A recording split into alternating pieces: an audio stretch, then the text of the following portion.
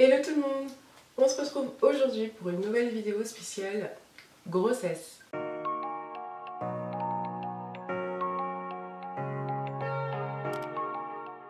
Aujourd'hui je vais vous parler un petit peu de ma grossesse passée, de l'INSEE, pas de grossesse actuelle. Non, il n'y en a pas en vue et il n'y en aura pas en vue.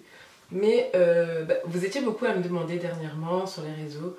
Oui, d'ailleurs je vous en ai parlé dans ma dernière FAQ, si vous ne l'avez toujours pas vue, je vous la mets juste ici, si vous ne l'avez pas vue. Mais pour l'instant, non, l'INSEE n'aura pas de petits frères ou de petites sœurs, en tout cas, ça n'est pas prévu. Mais vous m'avez beaucoup dit pourquoi je n'ai jamais parlé de ma grossesse de l'INSEE sur ma chaîne, pourquoi j'en parle jamais, est-ce que ça s'est mal passé, etc. etc. Et aujourd'hui je me suis dit que j'allais vous raconter des petites anecdotes. Voilà, des petits trucs qui se sont passés durant ma grossesse, comme ça vous allez savoir un petit peu comment ça s'est passé, etc. etc. Comme d'habitude, si tu n'es toujours pas abonné à ma chaîne, n'hésite pas à t'abonner, n'hésite pas à activer les notifications en cliquant sur la cloche, comme ça tu seras informé à chaque fois que je mets une vidéo en ligne. By the way, abonne-toi aussi à ma chaîne de vlog si ce n'est toujours pas fait. Voilà, je crois que j'ai tout dit. Et ben, on y va. Let's go! Il faut savoir que moi, j'ai su que j'étais enceinte, j'avais environ 3 mois. Il n'y avait pas trop de choses qui avaient changé dans ma vie. J'avais encore mes règles, tout allait bien en fait chez moi. Mis à part que j'avais très mal au sein, j'avais hyper mal au sein. Et j'ai décidé de consulter un gynéco à partir du moment où je ne pouvais plus dormir la nuit sur le ventre, parce que moi je suis team je dors sur le ventre. Donc voilà, et à partir de ce moment où je pouvais plus dormir sur le ventre, où je pleurais tellement j'avais mal au sein, je me suis dit on va peut-être consulter un gynécologue. Il m'a donné une batterie de tests à faire et en tout dernier de la liste, il y avait un test de grossesse. Il m'a dit on ne sait jamais, au cas où, on fait un test de grossesse. Donc j'ai fait mon petit test de grossesse le matin à 10h et là, et à 17h, je devais rappeler pour si jamais je voulais le test tout de suite, du test de grossesse. Donc moi, je rappelle, je me souviens comme si c'était hier. J'étais dans la voiture, enfermée, et en fait, Tony était sorti et j'avais fermé les portes. Et de là, j'appelle le laboratoire et je dis oui, c'est pour avoir mes résultats, je suis mademoiselle blablabla. Et de là, elle me dit ah, félicitations mademoiselle, vous êtes enceinte. Et là, c'est la fin du monde, c'est le drame pour moi. Enfin, c'est comme si tout s'écroulait autour de moi et j'étais pas prête, j'en avais pas envie. Enfin, voilà, donc de là, je lui ai raccroché au nez, la pauvre, je pense qu'elle a pas dû comprendre ce qui s'est passé. Et le lendemain, donc je retourne au laboratoire, mais en mode vénère. Et je dis oui, hier on m'a dit que j'étais enceinte, mais je pense qu'il doit y avoir une erreur, est-ce que je peux refaire le test? J'ai insisté. On a refait le test, il était encore positif. De là, je retourne voir mon gynécologue, il me dit ah félicitations, blablabla. Sauf qu'il voit que j'ai une tête de décomposée, que je suis pas en mode ah trop contente. Il me dit vous savez quoi, je vais vous laisser 2 semaines de réflexion et on se revoit dans 2 semaines. Ok, 2 semaines passent et de là, je retourne voir mon gynéco. Et moi je me dis, est-ce qu'il va me demander est-ce que je veux avorter ou est-ce que je veux le garder? J'ai pas vraiment réfléchi à cette éventualité, mais je me suis dit que s'il me donne 2 semaines de réflexion, c'est pour ça. Non, pas du tout.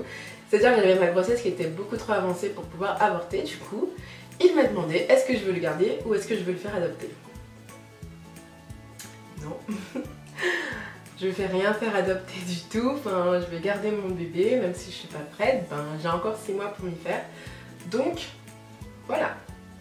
C'est un peu comme ça que s'est passée l'annonce de ma grossesse. Du coup, j'étais vraiment pas prête dans ma tête, à tel point que jusqu'à à peu près 5-6 mois de grossesse, j'avais pas trop changé de choses. Je continuais le sport, je continuais à sortir, mon ventre n'avait pas bougé, enfin, j'avais des symptômes, oui, je vomissais tout le temps. Mon truc c'était les pâtes carbo, je kiffais à fond les pâtes carbo. Pour les revomir après, faut pas chercher. Donc voilà, et ma grossesse s'est hyper bien passée dans l'ensemble, enfin j'ai vraiment pas eu de problème. J'ai commencé à kiffer en fait ma grossesse à partir du moment où j'ai su que c'était une fille.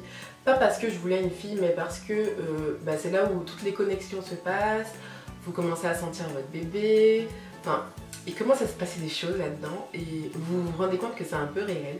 Donc du coup, à partir de là, je me suis dit, bon, bah Dani, t'es vraiment enceinte, il faut peut-être t'y faire. Donc il me reste plus que 3 mois pour me préparer à cette éventualité. Et de là, bah, mon ventre, il a poussé du jour au lendemain. Enfin, c'est vraiment dans la tête, ce genre de choses. Et de là, bah, j'étais vraiment contente. C'est là vraiment où je commençais à être épanouie. Ma famille a commencé à m'offrir des cadeaux parce qu'ils voyaient que moi, j'étais pas prête. Donc du coup, bah, ils allaient pas plus vite que la musique. Enfin, même s'ils m'ont acheté des petits cadeaux, ils me l'ont pas vraiment offert parce qu'ils voyaient que bah, j'avais rien acheté en fait. Jusqu'à 6 mois, il n'y avait rien de bébé chez moi. Rien ne pouvait soupçonner que j'étais enceinte. Enfin, voilà. Et à partir de là, bah, j'ai commencé à kiffer, faire des photos, etc. Et bah, j'étais plutôt contente. Je vais maintenant vous parler du jour de l'accouchement parce que ça vraiment c'était quelque chose de très épique. Il faut savoir que je suis arrivée à la maternité... Non, avant. Remontant encore un peu avant. Il est 3h et quelques du matin, 3h18 je crois précisément, ou 3h08, quelque chose comme ça, je m'en souviens très bien. Et de là, je me lève en pleine nuit, j'ai envie de faire pipi. Normal, hein. En tant que femme enceinte, je fais pipi tout le temps. Donc je me lève, j'ai envie de faire pipi, sauf que ma culotte est trempée, enfin, je ne savais pas ce qui se passait, il y avait du sang et tout. Donc, je me suis dit, no stress, t'es à la fin de ta grossesse, enfin, il se peut que le travail ait commencé. J'avais pas de contraction, j'avais rien du tout, donc de là, je vais aux toilettes, je réveille Tony. Il y a du sang dans ma culotte, faut qu'on aille à la... Il faut qu'on aille à la maternité et tout. Donc, monsieur Tony se lève, il prend sa douche et tout, etc. Donc moi aussi, j'ai pris ma douche. J'avais déjà préparé ma valise, tout était prêt peut-être un mois avant, au cas où, on ne sait jamais. Donc on avait juste à tout prendre comme ça et mettre dans le coffre et partir. Donc c'est ce qu'on a fait. On est parti à la maternité et la sage-femme me dit, ben... vous n'allez pas rentrer chez vous parce que vous avez percé la poche des os. J'avais 3 semaines, 2 ou 3 semaines d'avance. Elle m'a dit il n'y a pas du tout de problème. Enfin, au niveau du bébé, c'est pas un souci. Donc, ben, moi j'étais contente. Hein, ouais, je vais accoucher. Oui, on va rentrer, on va être 3, etc. Donc, j'arrive, il est vers 4 h, je crois, à la maternité, etc. Je suis hyper contente, hyper enthousiaste. Ça va vite se gâter, tout ça. Donc, bah, vu que ça avançait pas trop, j'avais juste perdu les os, on m'a mis dans une chambre pour que le travail avance tout seul. Ça n'avançait pas tout seul. Donc, il était 7 h environ, ça avait toujours pas avancé. Entre-temps, Denis est rentré à la maison dormir. Et moi, je suis restée à l'hôpital dans une chambre pour que le travail avance parce que je pouvais plus rentrer à la maison, sachant que j'avais percé la poche des os. Il est peut-être 9 h 10 h, là je commence à sentir des premières contractions, mais bon, c'est encore des petites contractions de PD, vous voyez, des petites contractions vraiment très gentilles, et voilà, rien de très fou. Je suis encore dans mon euphorie, ouais cool, je vais accoucher, ouais cool, je vais devenir maman pour de vrai. Arrivé 14 h, c'est comme si c'était changement de personnage, je suis arrivée à la maternité en mode ah, et à 14 h, j'étais tellement désagréable, j'étais rageuse limite. C'était horrible, j'avais des contractions de malade, on a dû me déclencher, enfin me mettre le tampon pour mettre des hormones et tout pour que bah, les contractions se fassent. Sauf que ben mon col il s'ouvrait toujours pas et moi j'avais des contractions de fou malade et elle me disait qu'il fallait que je marche et non je voulais pas marcher parce que bah, ça me prenait jusqu'aux jambes, enfin j'en pouvais plus, j'étais dans tous mes états, j'étais vénère. Je lui disais mais mettez-moi quelque chose parce que j'en peux plus, ça me fait mal. Bref. Entre 14 h et peut-être 22 h, 23 h, j'étais dans cet état d'énervement, de rage, de fille en mode j'en peux plus de la vie, vous voyez, enfin si t'es maman tu sais ce que je veux dire. J'en pouvais plus, les contractions me détruisaient le ventre, les jambes, le bas du dos, enfin voilà, je savais pas encore si je voulais accoucher avec ou sans péridurale, mais vu les douleurs que j'avais durant toute la journée, sachant que j'étais toujours pas à 3 doigts. Du coup, je ne pouvais pas avoir la péridurale, mais j'attendais qu'une chose, c'était d'avoir cette péridurale pour ne plus souffrir. Arrivé minuit, alléluia, j'ai enfin 3 doigts et on me dit que bah, on m'emmène en salle d'accouchement parce que bah, j'ai 3 doigts et j'ai le droit d'avoir la péridurale. Ah, j'étais tellement contente. Je tombe sur une élève anesthésiste. Elle me pique 1 fois, 2 fois, 3 fois, 4 fois. Au bout d'un moment, je commence à m'énerver, sachant qu'il faut être penché, j'ai des contractions, j'ai hyper mal, enfin ça fait mal la péridurale, c'est une énorme aiguille de fou. j'en pouvais plus. Après, il y a une autre anesthésiste cette fois-ci qui est venue, qui m'a piqué du premier coup. Et moi, j'ai appuyé sur la dose telle une malade parce que j'en avais besoin. Et tout de suite, ça m'a enlevé cette douleur et je me suis endormie d'un coup. On a tous les deux été KO, on a dormi. Je suis arrivée à minuit et il faut savoir qu'à 3h30, 4h, j'étais déjà à 10 doigts. Donc j'ai fait presque 24 heures pour faire 3 doigts et 3-4 heures pour faire 7 doigts. J'avais le seum.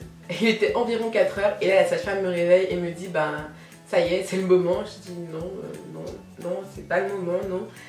J'ai pas de force, j'ai pas d'énergie, je peux rien faire là, j'ai pas envie. Elle me dit si, là, ça y est, c'est maintenant. Et je dis ben non, j'ai pas de force, je peux pas. J'étais comme un légume, je pouvais rien faire, enfin bref. Voilà. Et du coup, ben, il a fallu que je trouve cette énergie où je ne sais pas où je l'ai trouvée, mais je l'ai trouvée. Ben, mon accouchement s'est hyper bien passé, hyper vite, franchement, ça c'était génial. À la fin, ben, j'appuyais plus sur la péridurale, du coup j'ai tout senti. Et c'est ce que je voulais, j'avais peur qu'avec la péridurale, du coup, on sente pas trop de choses, mais le fait qu'à la fin, ben, j'appuyais plus, du coup j'ai vraiment tout senti. Et ben voilà, c'est ce que je voulais dans le fond. Et ben, après, elle est arrivée, ce petit bébé, ce tout petit truc là. J'ai pas pleuré, parce que, je sais pas pourquoi. Moi j'ai pas pleuré, c'était vraiment une joie, comme une espèce de libération. Pas une joie en mode ah mon bébé. Enfin je sais pas si vous voyez, mais j'étais contente que ce soit fini. J'étais contente d'avoir mon bébé avec moi. Pas au point d'en pleurer, j'étais vraiment hyper contente, mais pas au point d'en pleurer. Après ça, je retourne dans ma chambre et le lendemain,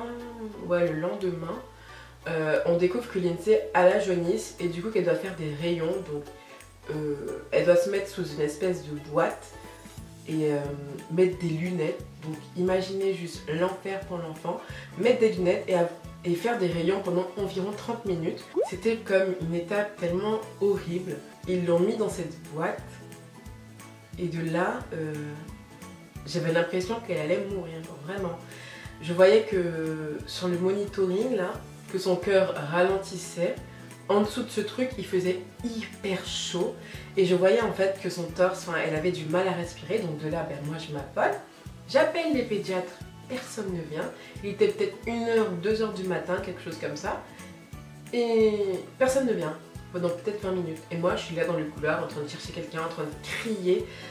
Même que ma chambre, elle sonnait en mode attention, le cœur du bébé ralentit. Enfin je pense que ça doit être relié, le cœur du bébé avec leur machine et tout, et le cœur était vraiment très bas. De là, ils l'ont retiré en dessous et elle s'était rendue compte qu'elle avait mis les lampes trop chaudes. Voilà. Donc de là, Lindsay est partie en néonat. Elle a fait des examens des poumons, etc., etc. Dieu merci, tout allait bien, tout s'est bien passé. Mais j'ai vraiment eu très très peur.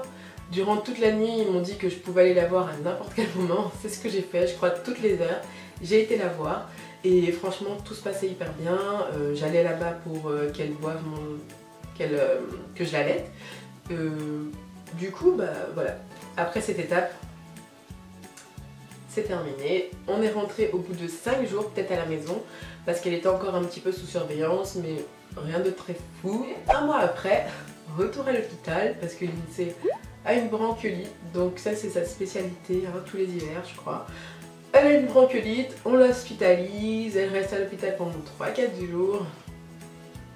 Bref, voilà, je crois que les 3 premiers mois on les a passés à l'hôpital, entre les bronchiolites par-ci, les bronchiolites par-là, et je crois qu'elle en a encore gardé des séquelles, donc bon. Aujourd'hui, bah, écoutez, c'est un gros petit bébé, De toute façon, vous la voyez évoluer sur ma chaîne de vlog. Si vous n'êtes toujours pas abonné à ma chaîne de vlog, n'hésitez pas à vous abonner parce que bah, vous voyez ce petit bout de dessus évoluer, grandir. Et aujourd'hui, avec du recul, si on m'avait demandé est-ce que je voulais avorter, je pense que j'aurais dit non. Mais à vrai dire, je ne sais pas. Je crois que je me pose tout le temps cette question. Personne ne saura jamais. Et la seule chose que je me dis, c'est que je suis hyper contente qu'elle soit là. Aujourd'hui, elle me rend hyper heureuse Et même s'il y a des jours où c'est hyper difficile, ben je suis contente d'être maman, je suis contente d'être sa maman. Et voilà, j'espère que ce sera une petite fille épanouie. En tout cas pour l'instant elle l'est. Et j'espère que ça va continuer hyper longtemps. Donc voilà, cette petite vidéo flashback, grossesse, etc. est terminée. Donc si vous avez des questions, avec plaisir que je vous répondrai. Et puis ben moi je vous dis à la semaine prochaine pour une nouvelle vidéo. Comme d'habitude, n'hésitez pas à vous abonner à ma chaîne, à me suivre sur Instagram, à vous abonner à ma chaîne de vlog. Et puis à la semaine prochaine pour une nouvelle vidéo. Ciao!